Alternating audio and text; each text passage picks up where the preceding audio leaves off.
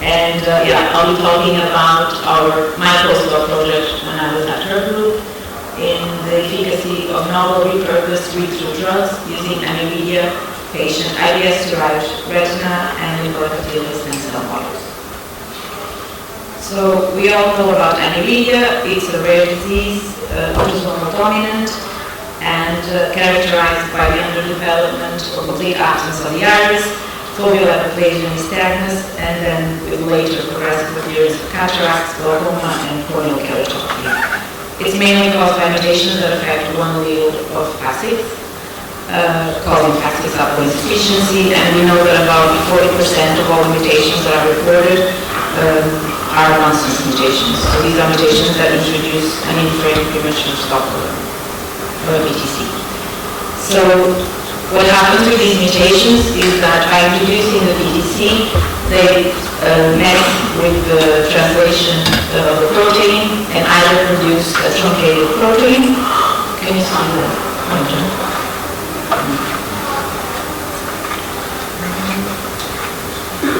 No? Yeah. So during normal translation, the amino acids are added here in a chain by reading the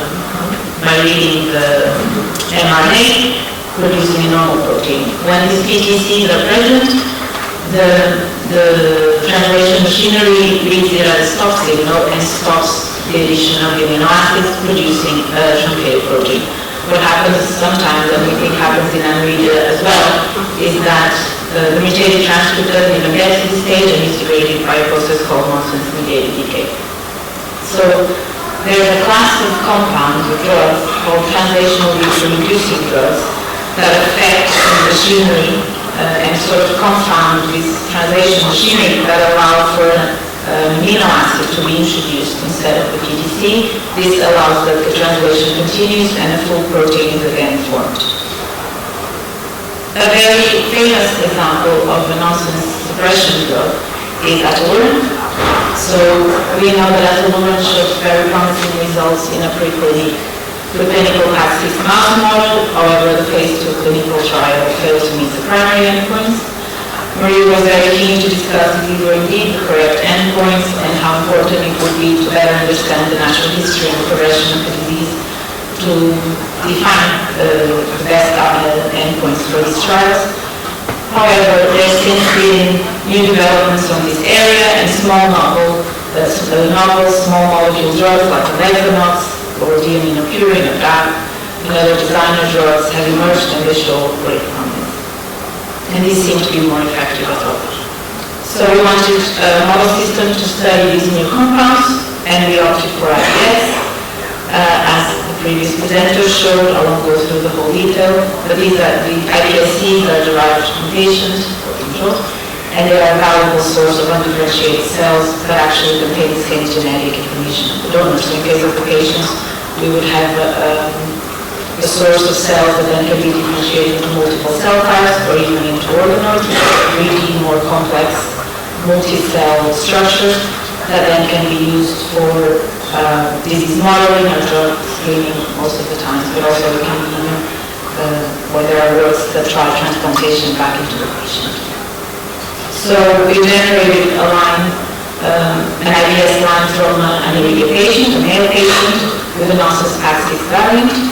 We validated this line, and then we defined the strategy for this project. So we wanted to establish two iPS-derived ocular models. One would be a 3D optic curve or early retinal organoid to give us an idea of the intermodal early eye development. And then the second one would be, like previous presentation, a 2D system of limbal epithelial stem cells that we could use to model limbal stem cell efficiency and iridoid keratopathy. And then we dosed these both models with several drugs. G418 is one of the oldest and traditional nonsense suppression drugs. Atolurine, like I explained. Efficacy, which was identified as nonsense. So it had nonsense readthrough capacity, but also a nonsense-mediated decay inhibitor. And then DAP, which was, I think, last year or 2 years ago, discovered for the first time that it was a potent read-through drug specific for UGA, the BTCs. So So I won't go in much detail on the protocol, but this is the first part where we generate the 3D optic cup. So this model is early eye development and basically creates these sort of structures that we see here that are called, or that can mimic optic cup stage. And this takes about 35 days to achieve. Of course, during the 35 days, we routinely checked for expression markers to make sure that the cells were evolving the right way and we're going into the right fate. And then we started dosing around day 15 all the way until day 35. So at first, what we saw even before the dosing was that PAX6 protein, when we quantify it, it does seem to be reducing throughout, but then only reach significant reduction at day 35. And actually we see quite a sharp downregulation, 3 to sometimes 4 times less protein than in the wild type. However, these low levels seem to be enough for the optic cups to form, and we see that compared to the wild type, they have both key layers that define an optic cup. One of them is the needle retina, which is the outside, very compact layer here, and this is characterized by the VSX2 expression, which is in red and gold. You see in Aniridia very strong staining. And then the second cell type is the retinal pigmented epithelium, which are presented here in patches of red here and here in both control and Aniridia. So despite the low levels of PAX6, we can still form an optic cup, and this is kind of in line with what we see in the mice as well, I think. When we dose with the 4 drugs, first of all, we see that DAP and G418 are actually cytotoxic, and there's no viral structures after around day 20, but unlike the methylmalonium are well tolerated, and they don't seem to change the morphology of the structures of the cups at all compared to the untreated. When we quantify PAX6 levels, we see that Levinox really rescues the PAX6 protein. And ataluren also seems to, but there's a bit more variable efficiency for this drug, and I see this throughout, also in the second model that I will show. So we showed that if PAX6 increased, we want to see if PAX6 is functional. So we looked for markers that we could test. Before, when I just showed the cup staining, we see a very strong VSX2. We thought that was quite interesting because it was much stronger than in the wild type. So I checked the mRNA levels, and we do quantify it, and we quantified it, and we see about 4-fold increase the VSX2 expression levels compared to the wild type.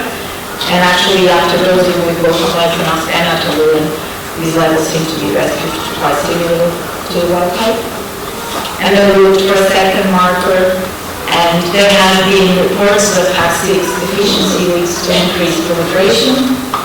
So we checked again the mRNA levels of MKI67, which equals to KI67, which is a common marker for cell proliferation, and it's again slightly increased compared to wild type, slightly but significantly. And again, they were both rescued to levels compared to wild type after dosing with both drugs.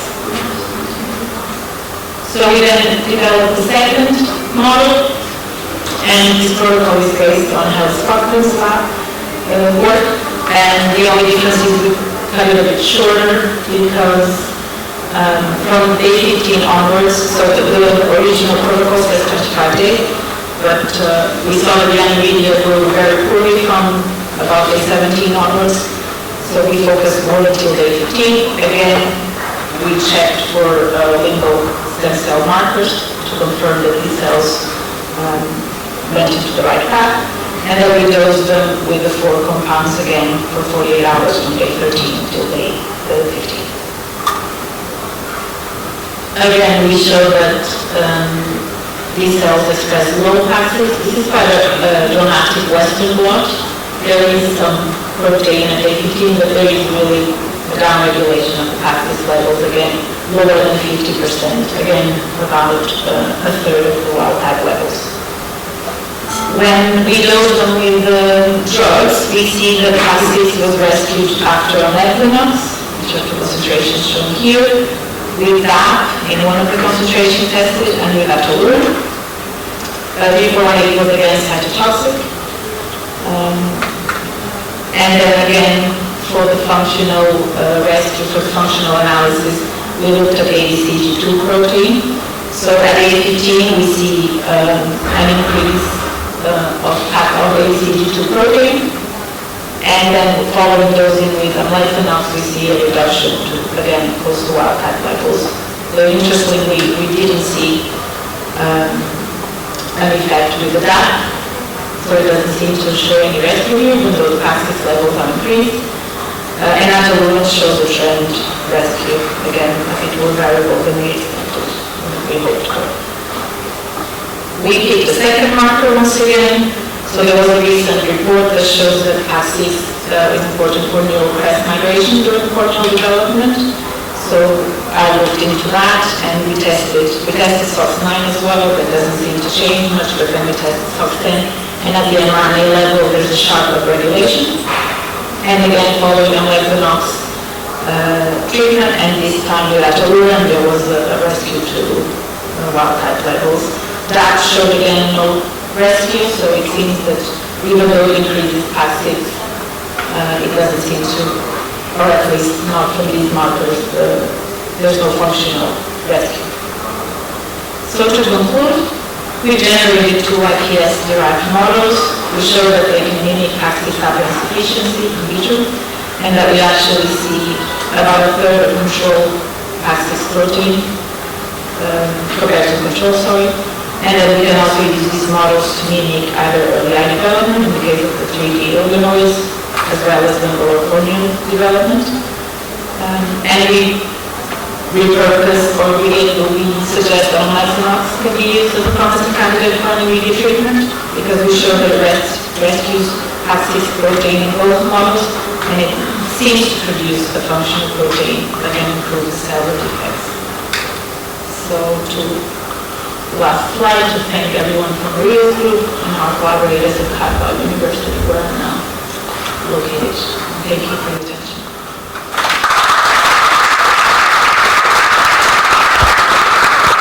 Thank you very much, Dulce, for this interesting presentation. We have a question from the audience. Can I first ask for a isogenic cell line? We haven't yet. We did though a second Aniridia line, but we didn't do the cup, so we got it towards the end of the project. We did the dosing with the window, with the 2D system, and it does show the same trend. How do you differentiate between the possibility that the drug is changing the cellular composition of accrual cells to a cell that expresses more PAC6 or less PAC6, rather than actually molecularly changing the transcription? Well, we would need more studies to confirm that. I think it's part of what Mariya wants to do to further this into clinical trials, to really do molecular studies, and to see, particularly for amlifenox, which shows most promising results, what exactly is the mechanism of action as well. But I wouldn't necessarily know how to reply to that. They don't change morphology, they don't change You have to key expression markers. cell sort and do RNA or something. I guess you're looking for a reason that it would look good in culture and not work in a more complex system where neighboring cells may regulate as well. Yeah. I think we would need mouse models or animal models. The next step. My question is, similar to where we're going here. Are there any upcoming plans for the group to test amlifenox in mouse model? I'm not sure. Mariya would be more indicated to. I would think so. I would like so. But yeah, it's kind of not up to me to decide.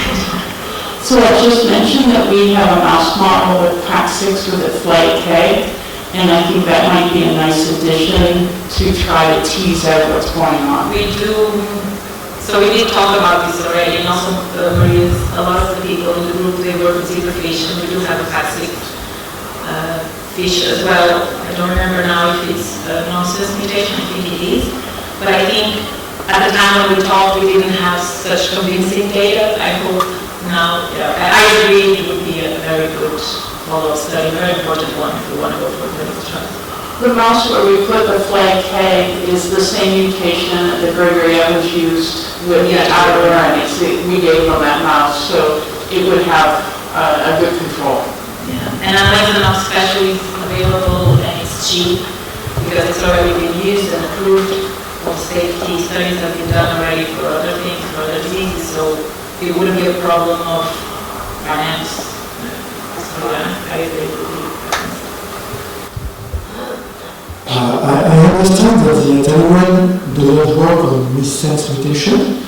Would the Mexalox work on no? No, so the idea behind their mode of action is that they act on nonsense mutations. So in theory they could act in, let's say, splicing or other mutations that end up introducing a BTC, but because these are out of frame, when the reading of the protein, of the sequence produced to the protein would continue, it would be a totally different protein produced. Because these are in frame, it would be a specific amino acid added there, and then everything would follow the same, so the chain of the protein chain would be the same. So these are targeted for nonsense mutation. Thank you. If I can take advantage of having the microphone, I would also have a question for Professor Aberdan. Is it possible, or after? Yes, one question here.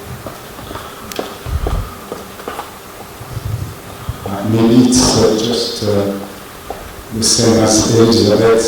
Did you try to amplify the PCR, your product after treatment with the drug, to see if you amplify the mutant level or the wild type level, in order to see how you enhance vaccines?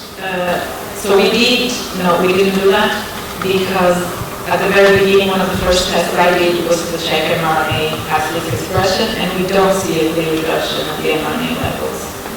Not nearly as drastic as the protein. So I think in the limbo, I'm still not convinced. I do think there might be a reduction there, but because, I don't know if you could tell from the Western blot, but PAC6 protein was not as high as in the cups, for example. But in the cups, I don't see less PAC6 mRNA than what for some reason. So then, yeah, we didn't do any follow-up studies on that.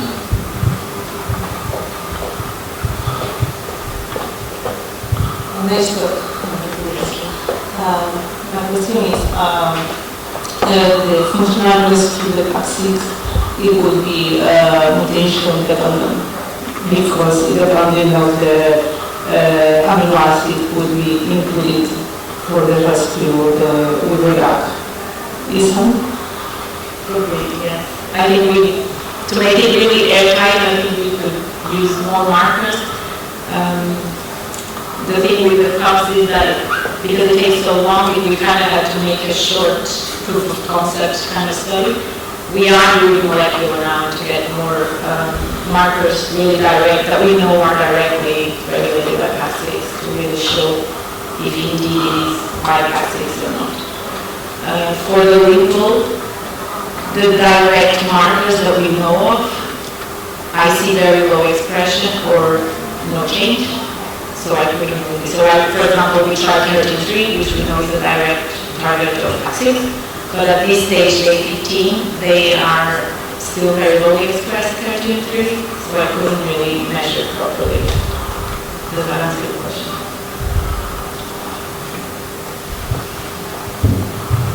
Any more questions from the audience? Okay, so thank you very much. I think it's very interesting, the work.